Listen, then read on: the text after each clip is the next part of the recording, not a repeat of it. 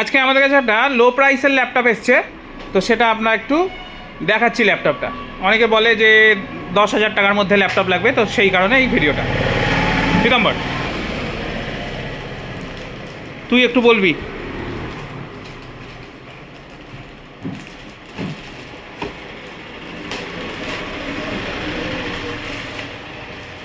এইখানটায় চলে লোগোর কাছে।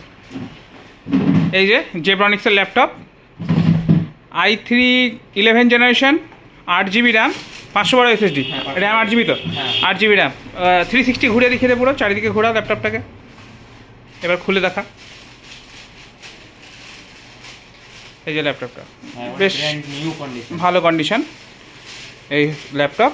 আর ল্যাপটপটা একটা জিনিস আছে, ল্যাপটপটা তো ভালো ল্যাপটপ, নতুন একটা কোম্পানি আমাদের জেব্রনিক্স ডেস্কটপের কোম্পানি। বন্ধ কর। ফিঙ্গারপ্রিন্টও পাচ্ছে না, দেখুন ফিঙ্গারপ্রিন্টও আছে। i3 11 generation, 8 GB, 500 GB।